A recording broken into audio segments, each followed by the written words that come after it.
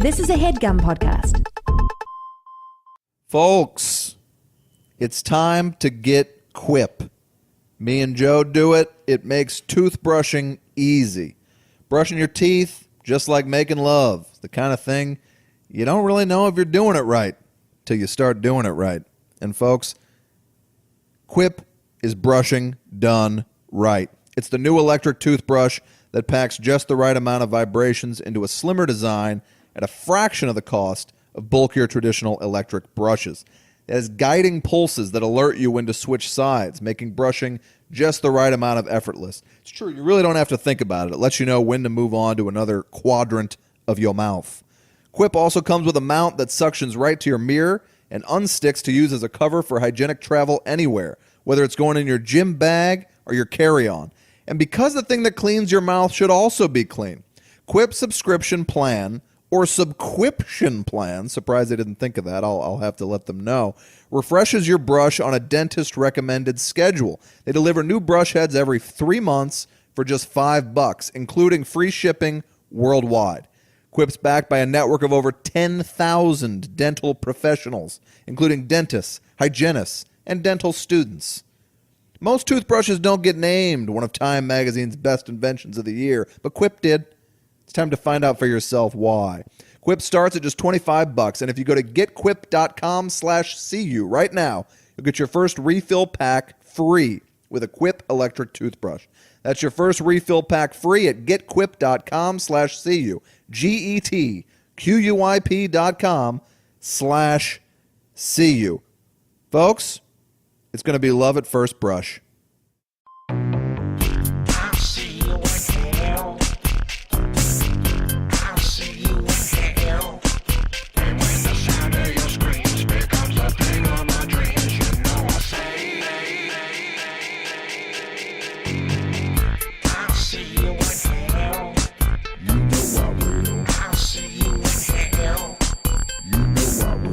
Hello, everybody. I am Patrick Walsh. I am here with my dear, sweet friend, Joe DeRosa. We are very happy to announce the triumphant return of We'll See You in Hell. It's a podcast discussing, in general, a horror, sci-fi, fantasy title each week, but usually veering into a bunch of side conversations. Anyway, enough out of me, I guess, because we just sort of get on with the show, and in the meantime, on Who With a Jew?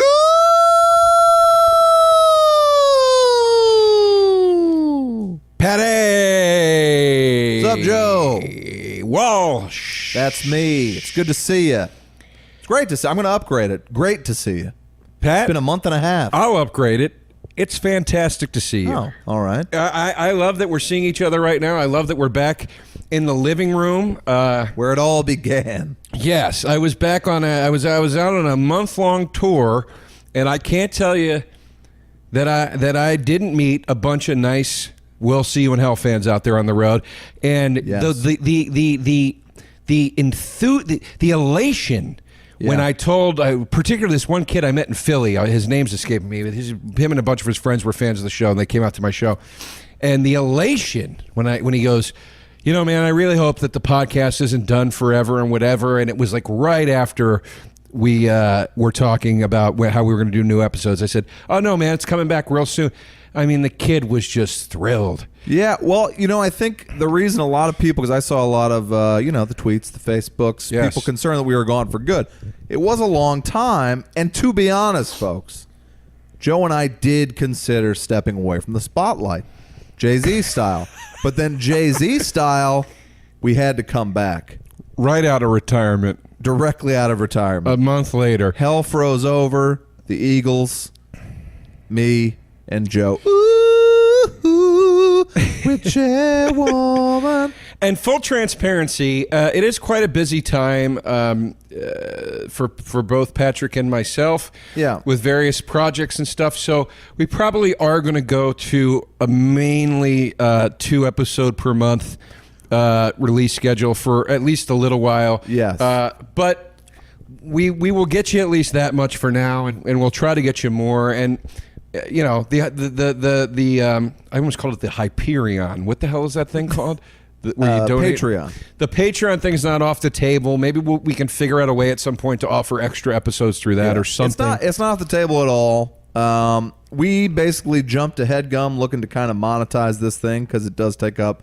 What me and Joe were discussing is the only times we really get to see each other and hang out fall under the guise of a requirement because we have to do the podcast. Right. So, of course, two friends should be excited to see each other, but there's like a duty about it. It's almost a chore, and Joe and I weren't spending any time outside of the podcast. It was a bummer. So we're just trying to space it out, give ourselves a little more time, and be fresher and better when we come back to you. Because some weeks we just don't have anything to say. And it does get a little complicated when you think, you know, here on the podcast we're peers, but on the set of Pat Walsh's new TV show, I'm an ingenue.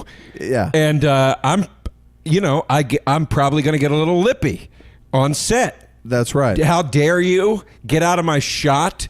Yeah. I want to do another take, God damn it. You know, things like that. Right. And then we come in here and then we just have to be regular peers again. And it doesn't... It's true. I mean, we'll see how this set relationship's going to go. It could be like Burt Reynolds on the set of Evening Shade, you know, barking orders at everyone. I'll tell you how it's going to go. It's going to, and that was an insane pronunciation of Reynolds. You said Reynolds. I'll tell you, it's going to go. It is going to go DeLuise Reynolds all the way, babe. We're going to have a great time out there together. Yeah, that's right. And speaking of DeLuise, I'll get to it, but I finally saw Your Precious Fatso, which we can discuss. I had never seen it. We'll get to it because there's a few things to discuss. And look, today's film is War for the Planet of the Apes. War? What's with your pronunciation today? Was that crazy? You said war. War? Yeah. Say war. War. There you go. War. You're back on. I am. Sometimes the Missouri comes out. Yeah. I'm pretty like dehydrated. I gave blood, and I'm nursing a whiskey. It's going right to my head. Yeah, mine too. All I ate today was salad and some nuts. Yeah. So I was trying to go on our only beer and wine regiment. Right. I can't do it. The goddamn beer, it makes me feel tired. It's acidic. I'm a whiskey guy. I don't know what to tell you. Yeah, I mean that beer just you feel it on your face. You feel it. You feel like it's hanging off. It makes me want to go to sleep. Yeah, it's not. I was watching a wrestling pay-per-view last night with our dear friend, Vince Averill. Yeah, please. We had a great time. I tell you, Vince and I saw Roger Waters. He told me, hell of a show. I heard it was a hell of a show, and he gave me his assessment on what the best song on the new album is. And it's the song. The title of the song's escaping me, but it's the song where he goes, "Picture a leader with no fucking brains." Yeah. Which I like that song, but I feel like that line is a little too on the nose. But I like that song. They had a pig flying around with Trump's face on it. Okay. And then a lot of like Trump with a Hitler mustache and stuff. So me and Vince turned to each other and we're like, look, obviously LA, this is going fine, but how does this show play around the globe? And sure enough, Vince sent me an article where people were furious about this Trump bashing. But the first song on the new Roger Waters album is like, fuck your President Donald Trump. It's like the first line. I think it's called Wake Up and Smell the Roses or something. Wake up, you American idiots. Your president is a fascist pig. And they're like, what? Raj doesn't like Donald? I was watching a rerun of Night Flight last night. Right. How's the guy who made the Wall like Donald Trump as an authority figure? Why would he? How could he? No, I know. That's surprising you to can't be a me. Pink Floyd fan and love Donald Trump. I'm sorry. That's surprising to me that people are going into this concert and they're shocked that Roger Waters doesn't like. Exactly. Well, he got Donald booed Trump. off the stage in Tennessee or something. I was watching a rerun of Night Flight last night on the Night Flight app, which does not sponsor us, but is a great app for you horror fans out there and sci-fi fans and cult fans. Cult movie, not the band. But I clicked on it because the thumbnail was a screenshot from Hulk Hogan's "I'm a Real American" video, which I remember as a kid really liking. So I clicked on it, and the theme of the episode is patriotism. All right. So it was anything that had to do with patriotism in the United States. So it started with like some real pro-America shit, and then they're like, here's an anti-American video from Billy Bragg that he performs for the Russians. And like, Okay. they're not knocking it. He just sings this song called like, and it's literally like, the youth of America are gonna rot in hell. Like, All right. like, well, we were much, it seems like we had a much more open mind to an exchange of ideas back then, at least. I don't know enough about the Billy Bragg punk work. I only know his work with Wilco, which is What did he do with great. them? Billy Bragg and Wilco set to music the poetry of some fucking poet. Oh, God. Or Woody Guthrie, or let me look it up. But you don't care, Joe. But they're beautiful songs, and the lyrics are great because they're written by this great Billy Bragg, who I don't dislike, but I wouldn't say I'm a fan. I'm sort of indifferent about his music, but he always I like his voice. He always fell into the category of the Pogues and like Morrissey with me, where I'm like, Oh, you mean awesome? well, You mean unbelievably awesome? I'm like, I think it's cool, but I don't think I'd ever buy a record, you know? Sure. All right. But I don't dislike it. I love Morrissey and the Pogues, just on record. Did you like that last Morrissey album? With him with his dog in front of the graffiti wall on the cover? It looked like literally it didn't even look like it looked like a flip phone camera took that picture. No, I like Morrissey. I saw him live many times. He's great. Apparently- it was Woody Guthrie. Woody Guthrie had written these lyrics without music, and they set them to music. All right. They're cool. That's you know? cool. I'm not a Woody Guthrie fan either, but I like. I couldn't tell you a Woody Guthrie song. No, He's me neither. one of those guys like, he's like Hank Williams, where I'm like, yeah, I'm supposed to respect him, right? Well, You Hank know, but- Williams is the shit. Woody Guthrie was just always like, to me, a little on the nose, frankly. You know what I think I realized are my two favorite songs of all time? This last Can week. I guess? Huh? Hips Don't Lie, Shakira. Am I close? I'd say you're bordering on warm. Okay. My other guess is All Fired Up by Miss Pat Benatar. No. Have you heard that song? That's why it's not in your number 2. No, I have not heard that song. All right. I love Heartbreaker by Pat Benatar. Heartbreaker is obviously the bigger hit, but All Fired Up is a better song. Maybe because it hasn't been overplayed. But seek it out. You were closer with Hips. What was it? Hips Don't Hips Lie? Don't Lie by Shakira. Yeah. Traveling Wilburys, Hard to Handle. Yeah. Well, not hard to handle. Or Handle with Care. Right. And End of the Line, which is the first and last song on Traveling Wilburys Volume 1. I've listened to those songs forever. I've loved those songs forever. I was listening to them this week, and I was playing them multiple times in a row, and I was like, are these my two favorite songs of all time? I think they might be. They're both really great songs. And are those both Harrison joints? I don't know. I think Handle with Care was everybody. End of the Line might have been Harrison. But, I mean, Orbison, the best voice in the game. Orbison, Petty's getting a lot of Petty. shine on those songs. Your boy from ELO. Jeff Lynne, baby. Coming in with those ultimate. fucking Ashton Kutcher aviator sunglasses and just, just killing it. I'm so tired of being lonely. Now, have you heard the Jenny Lewis, M. Ward, Ben Gibbard cover of that song?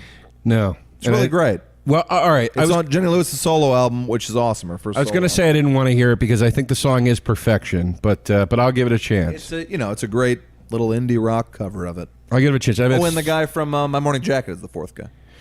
All right. He's the Dylan or whatever. I'll give it a shot. I bought the Pop Jim Market James. website that you've Let's enthusiastically. sponsor somebody else who ain't giving us any Well, money. look, I went to the website. I got some good deals on some albums. Yeah. I don't know why I bought this album, and you know what? I'm not trying to go out of my way to shit on these guys, but got this Rival Sons vinyl. Joe, can I tell you? I got it too because it was so cheap. Yeah. And because of their affiliation with like Queens of Stone Age, they opened for them. I was like, maybe they're great. Haven't listened to it yet because I don't think it's going to be great. It just sounds like the Black Keys. Yeah. Well, I It like the Black sounds Keys. so do I, but it sounds so much like the Black Keys. I was like, this is the guy from the Black Keys, right? Right. And then when I saw it wasn't, I was like, well, now I don't like this at all because it just sounds like a guy copied the Black Keys. Sure. Maybe I'm wrong. Maybe they were around first. I don't know. I don't Sure. think they were, though. But It was so cheap. they weren't. And what's very weird is they are, and some of you hardcore horror freaks out there who are into metal will realize how weird this is. They're on Earache Records. And Earache Records is an independent label that puts out hardcore and like metal and like industrial music. And this is like the blues rocky, like, you know, background female chorus singing, and you know, it just doesn't make any sense. So that's over there in my trade into amoeba pile. Yeah, I got one of those too. We gotta go. I'm sure back in town you're ready to head up then. Listen, you think I'm not ready? I got a bag full of shitty DVDs. I'll go. You think I won't go? We have a little dinner and a pop in Hollywood and go to Amoeba. Well, here's what we could do. You want to do that? We Uber over. Well, of course, folks. Okay.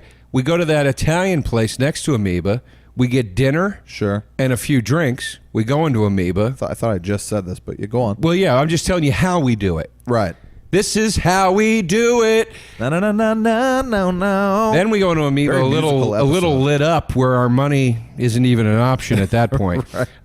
And then, or money, no, object, excuse me, I said it wrong. Money is no option. And then we come back here and maybe we hit a bar on the way home. It sounds great.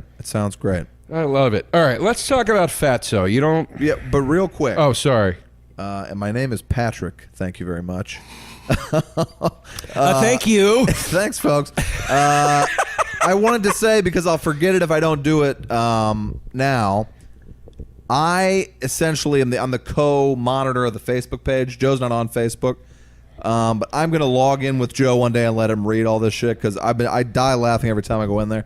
I love all that you guys do, and of course I love when you guys discuss your favorite horror movies and shit like that.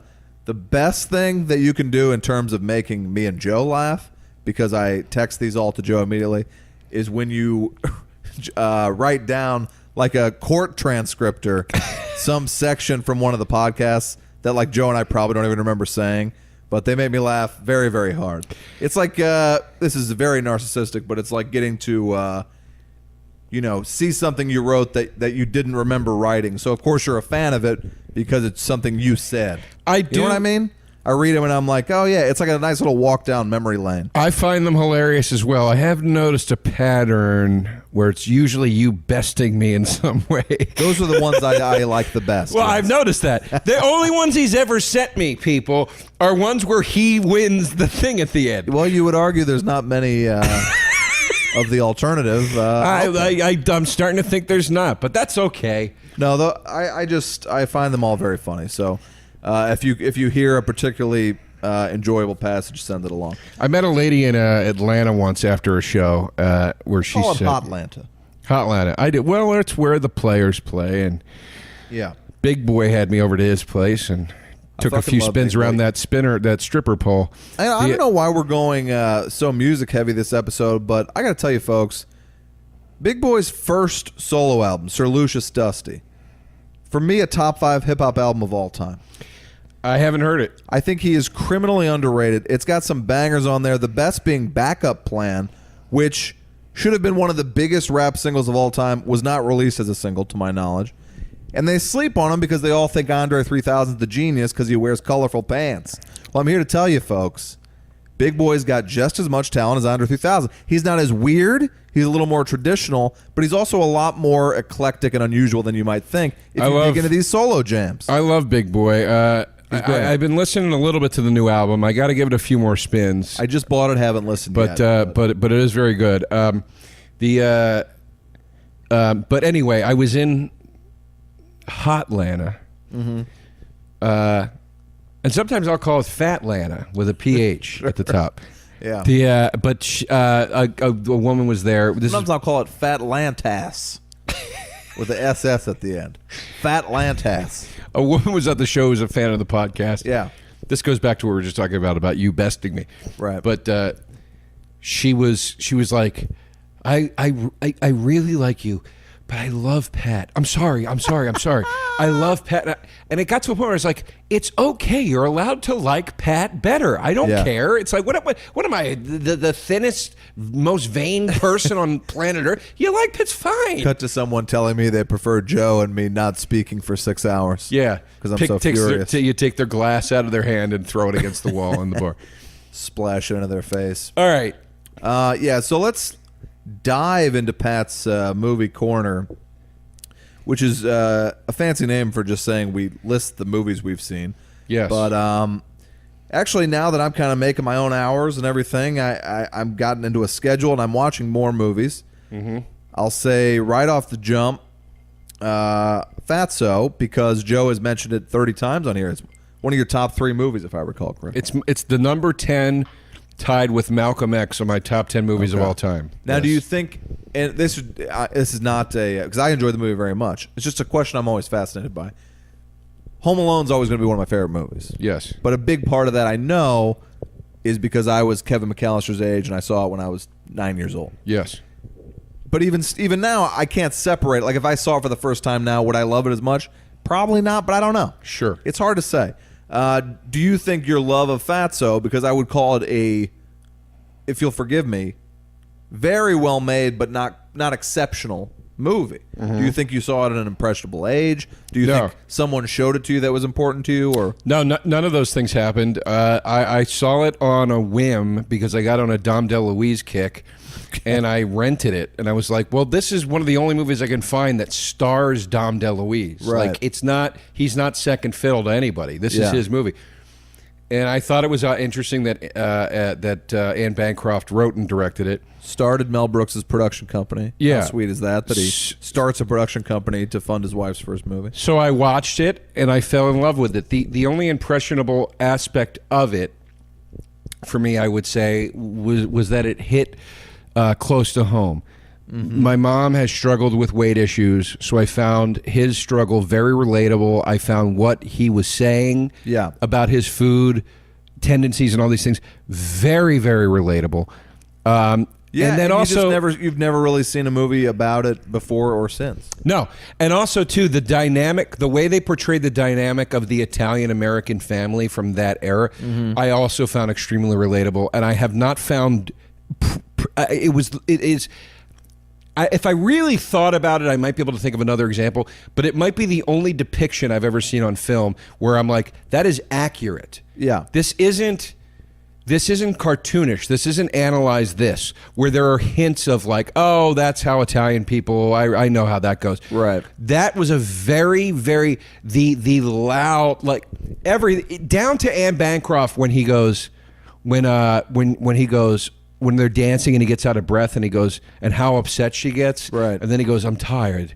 And she goes, you're goddamn tired. Like it was so precisely crafted. And I was like, this is my family. I get this. Yeah. So I loved it. And then I noticed as I started to mention it to friends of mine who were also movie buffs, like Robert Kelly and my friend Chip Jambrone, they were also like, oh, I've seen it. It's great. Right. Yeah. And I was like, holy shit, man. Okay. So I'm not imagining this. So right. I just love the film, I think it's an Oscar-worthy performance out of Dom DeLuise. The guy's on the verge of tears in almost every scene over pizza. Yeah. He's describing like how sick he is with himself for eating a large pizza. Yeah, he's weeping. It's I've beautiful. never seen DeLuise better. I've always thought he was a funny guy, but he was really awesome in it. Tina Fey's favorite movie, by the way. Really? I know that because Max Brooks, who's Mel Brooks and Anne Bancroft's son, who wrote World War Z, is a pal of mine from back in the day. Okay. And he told me when he worked at SNL, he said Tina Fey she was like, oh my God, your mom made Fatso. It's like my favorite movie. Oh, very interesting. And I've seen echoes of that in some of the Tina Fey stuff, like the stuff that she creates. It's funny and it gets zany at times, but it's very true. Like you're like, I can relate to that, you know? Yeah, I mean, another movie similar, but Fatso was about weight, and then a relationship was a separate thing. I think the best movie ever made about like weight and relationships, how it affects relationships, is Enough Said with Gandolfini. I love that movie. And Julia Louis-Dreyfus. Both of them about as good as they've ever been. If you never saw Enough Said, I urge you to check it out. And then the fact that it cry. It's an amazing movie. The fact that it came out after he died, it like compounds the. That's why I was crying. I think it's a beautiful movie. There's another movie that a dear friend of mine starred in. And it's called Pounds, and that's spelled LBS period. And it's about a guy that it's almost like it's a comedy, But it's a dramedy. But it's almost like an Into the Wild. It's about a guy that gets a camper and he's tired of being fat, and he goes up with this like this shitty mobile, and lives in the woods so he can like lose the weight finally. And the guy goes through the fucking weight transformation in the goddamn movie. Okay, that's cool. It's my buddy Carmine stars in it. It's I thought if it were a sketch, the funnier way to go would be that he emerges from the woods and is fatter. Yes, been like gorging on animals and things. And then the forest ranger comes in, played by Bruno Kirby, and he goes, "Where the hell did all the trees go?" There you go. Yeah. Pot man, pot beaver. That might be a movie. Bruno Kirby's dead, by the way. He's dead, but we could find a Kirby. Fantastic. David Krumholtz would be a good Bruno Kirby. He's an heir. Substitute. Yes, an heir apparent to Bruno Kirby. I was about to pitch him a show when he passed away called Bruno Kirby, Your Enthusiasm. Boy. Excited that it's coming back, by the way? Couldn't be more excited. My lovely girlfriend and I are working through it. She had never seen it. Oh, my God. So, I mean... What a treasure trove. I truly don't take this for creepier than what I'm saying, but I get why, like, when you have a kid, it's so exciting to show them a movie. But I feel the same way with when I'm dating somebody. Sure. I mean, I was, when she said she hadn't seen it, I was like, this is going to be fucking incredible. So I get to see it again and see ones that kind of fell through the cracks for me. The huge vagina episode. Yeah. With the phone and the vagina at the end. It's incredible. Garland's... there's just been some amazing shit, and I can't wait for the new season. Garland's delivery. No, not true at all. Huge vagina. Huge. It's an impeccable show. I really love it. It is, and I have read from several people that the new season, they're like, some of the actors were like, I don't know if I want to participate in this. Like, everyone's like, it's really, really rough, uncomfortable stuff. And in particular, they were talking to Steenburgen, and she goes, I'm not exaggerating when I say that, like, me and Ted had to really kind of give Larry a couple weeks before we got back to him. When we read the arc, like, we just did not know if we were going to be able to participate in it. So her saying that, I was like, either it's like really, it's like about 9/11 or something. But when she said that, I thought to myself, maybe it's some sort of thing where, like, Ted fucks Mary. She's married to Ted because of how conflicted they were as a couple. Sure. And that's not a spoiler because I'm guessing, but that would be nuts. And just like how Larry and Cheryl divorced, which threw me for a fucking Oh, you mean loop. Ted fucks Cheryl? Mary's his wife already. I meant Larry fucks Mary. Larry fucks Mary. Or Ted fucks Cheryl. Yeah, okay. One or the other. Yeah, that's the first thing that popped in my head. It was like some sort of a swinger scenario. Or yeah. Well, I mean, in the last... I bet he's got to do something with Trump. I mean, the man's as liberal as they come. Yeah, I would believe something in there about Trump is coming. I wouldn't be surprised if we saw a Bernie Sanders cameo in the season. Yeah, that's true. That's true. But I'm very excited for it. I love that he pushes the envelope, and I love the show. And as my cousin Kevin said the other day to me, it's perfect. It's Seinfeld, except they say fuck. And I was like, yeah, that's as good as it can get for me. That's exactly right. On television. Exactly right.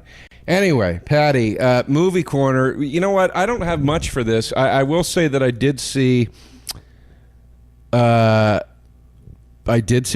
of the Caribbean 5. How was that? It sucked, but my parents loved it. Okay. And I did think it was a fitting end to the series. I was blown away to see it was under 2 hours. I mean, that's at least something. They ended it properly. They tied up well, there weren't loose ends, but they ended everybody's storyline properly. And then, of course, they do a post-credit scene. You're like, don't do another one. Yeah. End it. But it wasn't great. What was like somebody walks the plank and then they float back up to the plank like, uh-oh. No. Do you want me to tell you? No, I don't care. It doesn't matter. Was there any plank action? There was no plank action. There Why was don't a people very walk the plank in There was a very funny old school. And this is sort of a spoiler. There was a funny old school like comedy scene, like almost like a W.C. Fields thing, where Johnny Depp, like to get out of being killed, like the people that have captured him are like, fine, we won't kill you. You have to marry my sister then.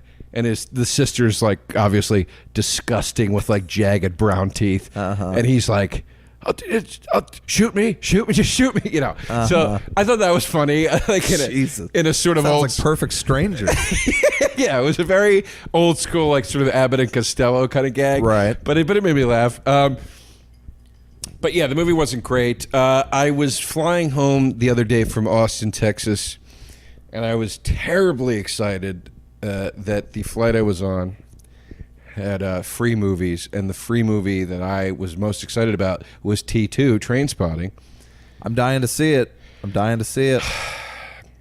I watched about half of it. Oh. Granted, it was very early in the morning. I was very tired. Yes. And I tried to power through because I really just wanted to see it. I watched half. I turned it off. I am curious to see the second half. I'm not dying to see the second half. So far my impression was these stakes just aren't as interesting to me. Right. The first movie is about guys that are stuck on heroin and what's going to happen. How are they going to get off? Are they going to get off? Whatever. Yes.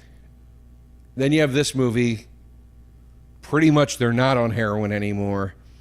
And it's way more about like, okay, what sort of petty crimes do they have to resort to in order to stay afloat? And it also starts with everybody being, and this isn't really a spoiler, everybody's hugely fucking mad at Renton, Ewan McGregor. Uh-huh. Because he shows up for the first time in 20 years, and they're like, you stole all our fucking money. Right. So there's that part. But I will say this, everybody's performance is great in it. Robert Carlyle particularly slides. I was worried. I was like, after he did 18 seasons of Wish Upon a Star, whatever that fucking show is called, where he's playing like a sort of nice Rumpelstiltskin. What are you talking about? Once Upon a Time, is that what it's called? The storybook show? Like on ABC? Yeah. Okay. Well, he plays Rumpelstiltskin on that. I honestly thought like you had started hallucinating or something. He plays Rumpelstiltskin on that, but he's Wish like Upon a Star starring Robert Carlyle. But he's sort of he's like a sort of a conflicted guy. He plays Rumpelstiltskin? Yeah, and he's like kind of a prick, but he's kind of nice and sweet. Right.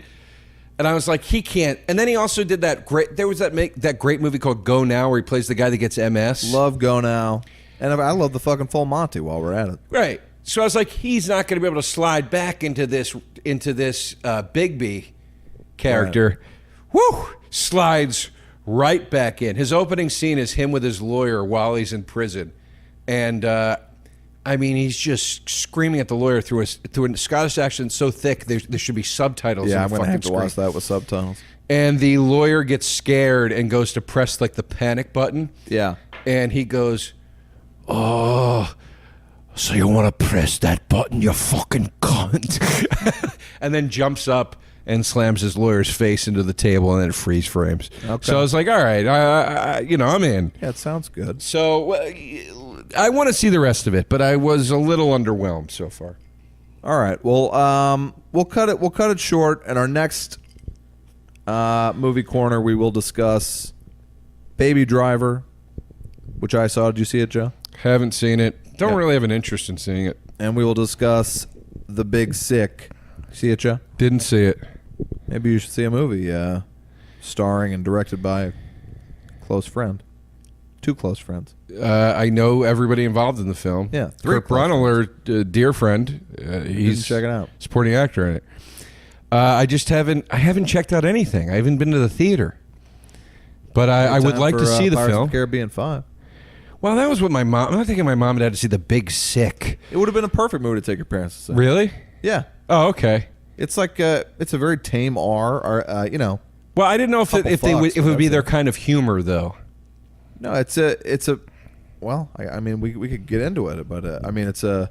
Well, I don't know. I haven't seen it.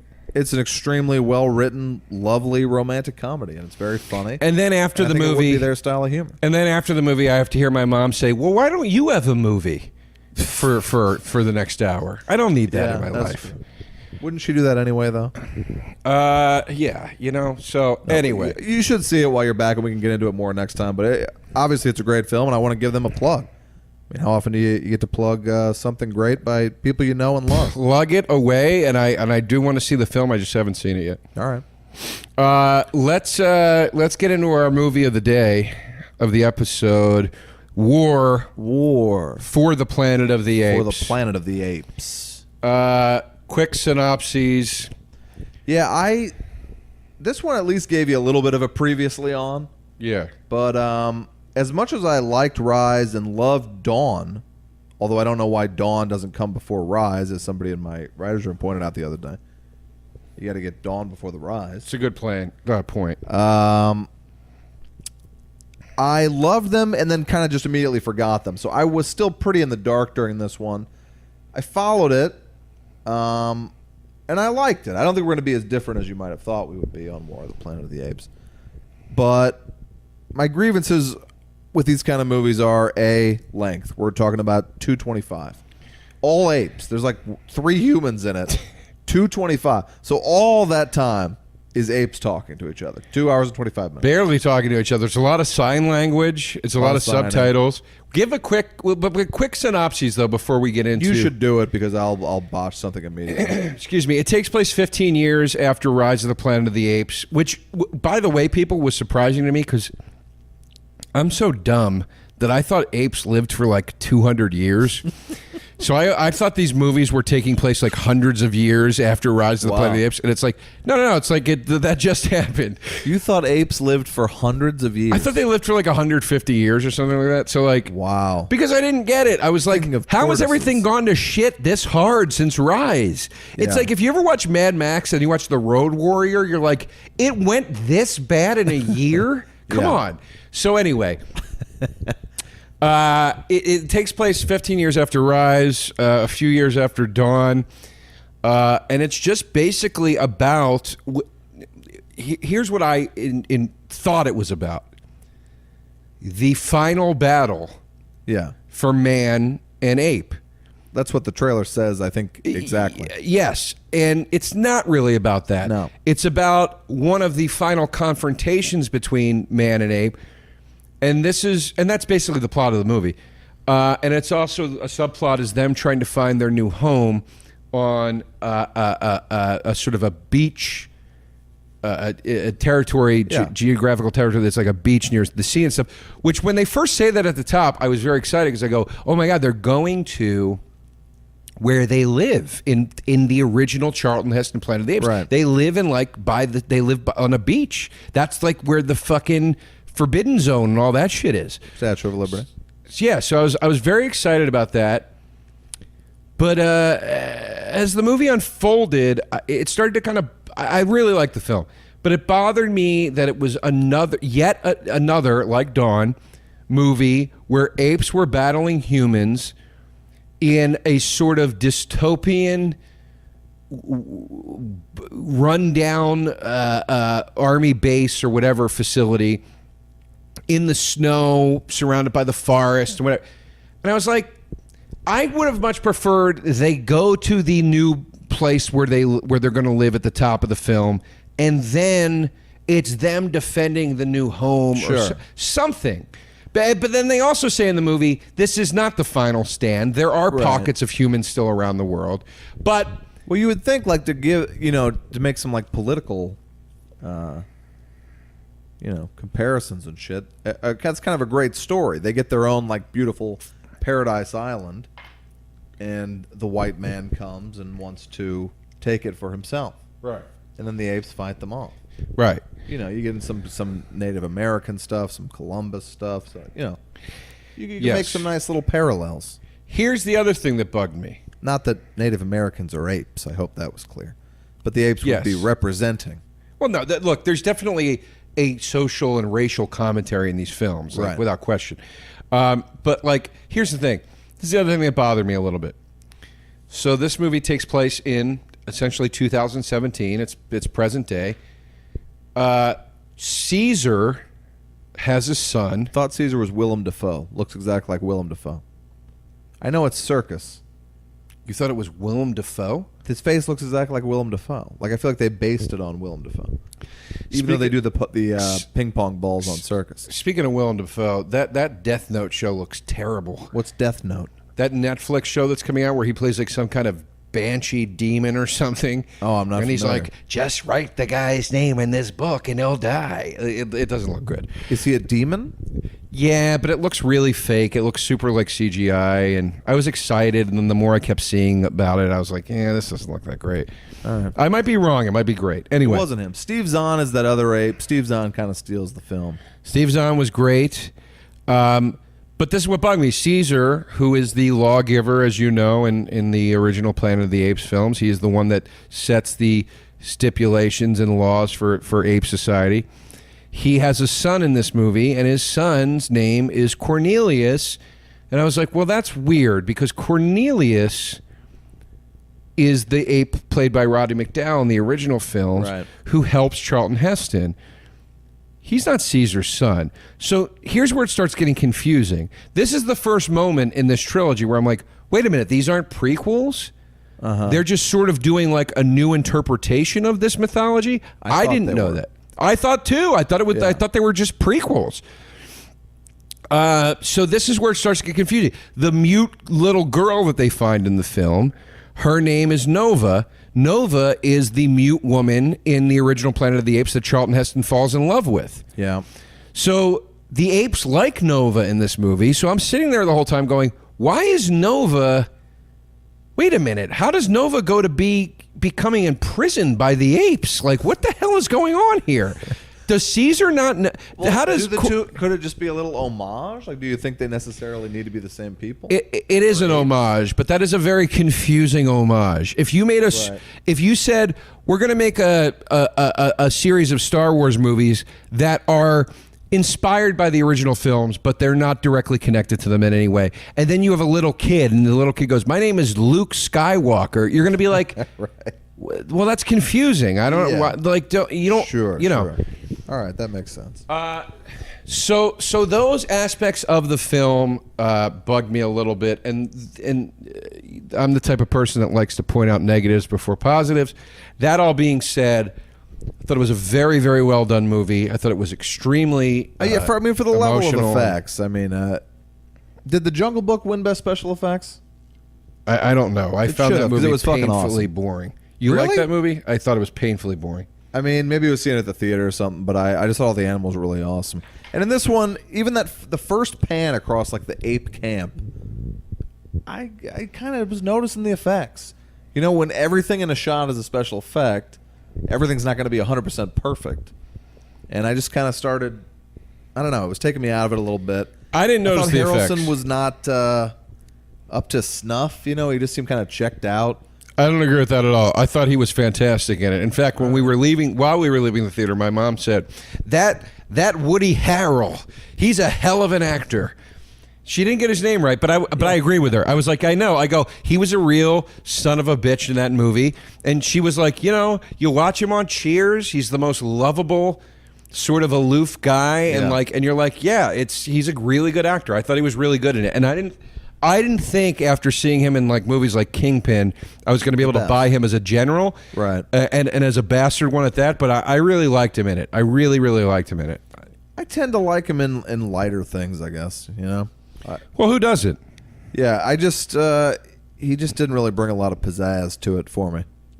There was a very kind of depressing tone to a movie called War of the Planet of the Apes. You know? Well, it the was title very somber.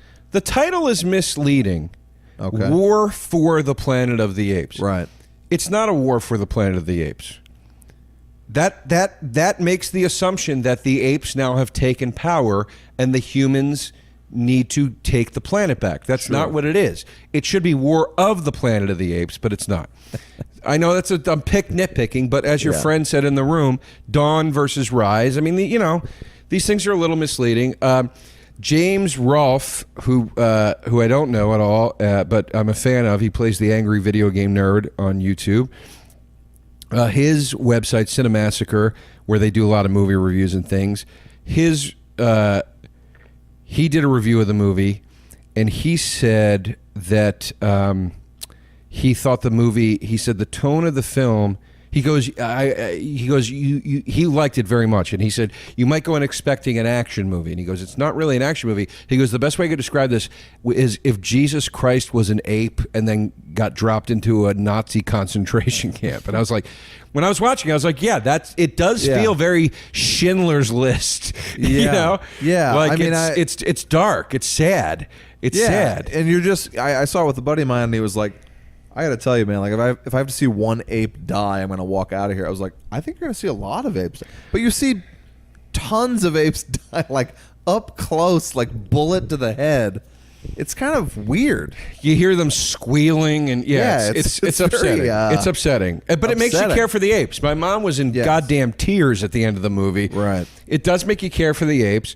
It does make you hate the humans. That is the one, not the one, but the most brilliant aspect of this new trilogy is, I think it is absolutely brilliant that the people behind this trilogy said, let's do Planet of the Apes in reverse. We'll make it about the apes, where you're not rooting for the humans, you're rooting for the apes. And you will get to see how a benevolent race or species begins. And then eventually at some point it goes wrong, which is, again, why I was mad when I read these aren't direct prequels. They're just sort of inspired by the original films. Like, no, make the direct prequels. Like, show me how it happens. Maybe they will someday, Joe. I don't think they will. Maybe you should pitch it and make it. You see a hole, you should fill it. Hey, folks, let's stop talking about my behavior at the end of the night at my favorite bar. All right. And I'm not talking about Joe on Margarita Mondays. Yeah. Gang, we're so happy to be back. Yes. And real quick, I have a Joe Scary stuff. Oh, yeah. Go ahead. Real quick to close out with, for the you Nintendo Switch folks out there, I got myself one of these damn things. Know what it is. God damn it, it's the new Nintendo. It is fucking great. It's amazing. I love it. It's the best travel companion I've ever had. Oh, it's a portable? Well, it's a portable that is also an HDMI regular console. And it is, the graphics are pretty much up to par with the current systems. It's a phenomenal device. If you can get your hands on one of these, I was lucky enough to find one at the Nintendo store in New York. They're hard to come by, but I can't recommend it highly enough. However, why does this relate to Joe Scary stuff? Here's why. Yeah, why? This week, July 28th, coming out, Namco Classic, I think it's called Namco Classics or Namco Arcade Museum or something, for the Switch, which does include the arcade port of Splatterhouse, which, as far as I know, is the first ever horror video game. Like, truly horror video. I know there were horror element, Haunted House on Atari and all that shit. But this is the horror video game. This is the one that started it all, where you play a hulking man in a hockey mask and you're running with a plank and splattering demons against a wall and whatever. So I can't wait for this to come out. It comes out this week. And if you got a Switch and you don't get this, I don't understand. That's just dumb. Anyway, we're happy to be back. For my Joe Scary stuff, even though I'm not sure that this is what this segment is about, Joe can tell me if it fits or not. A cameraman on the set of probably my favorite horror movie, Poltergeist, finally answered the question, did Tobe Hooper or Steven Spielberg direct Poltergeist? It's credited as written by Steven Spielberg, directed by Tobe Hooper, but wide speculation was that Spielberg was stepping in and directing a lot of the scenes. Yes. The cinematographer said basically Spielberg directed the entire movie in its entirety, which blew me away because it's so obviously not a Tobe Hooper movie, and so obviously a Steven Spielberg movie. I wouldn't call it a Tobe Hooper movie. I might call it a Toby Hooper movie. Isn't he Tobe? No. Toby. Is it Marissa Tomei? Whose name is Tobe? That's not a name. His name is spelled Tobe. I thought it was Tobe Hooper. Toby Hooper. Isn't that it? Toby. Oh, I don't know that that's right. I think it might be Tobe Hooper. But we can't really look that Listeners, up. if you know, tweet us about it. I'm going to look it up, and if it's got that asterisk like Beyonce, I'm definitely right. But by the way, that is not appropriate for scary stuff, but I am glad you brought it up because it was good to hear a final conclusive argument on that. And then He also said that was no strike against Tobe Hooper.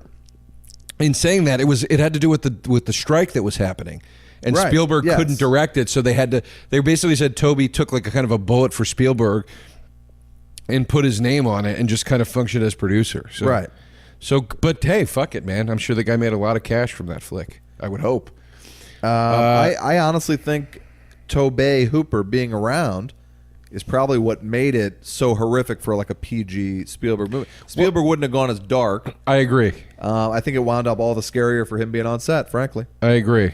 So there You don't go. see a squiggle there, do you? Over the E. I didn't see I wasn't going to mention it, but no, I didn't. All right. Didn't see a squiggle. You got any plugs? I don't. Sorry. All right. Next week, Kyle Kinane and myself co-headline the comedy. I think it's Comedy Train Festival in Amsterdam. It's the only festival with me and Kyle Kinane in Amsterdam with the word train in it. So find that. Come see us if you're over there. It'll be a lot of fun. And that's it, I guess. Yeah, come out to Amsterdam. Let's have a few drinks, smoke some doobs. Sure. Doobie Hauser MD over here. All right, gang. We will see you, I would imagine, in 2 weeks. But keep your eyes peeled. Thank you for making us feel wanted, and we are excited to return. That was a HeadGum podcast.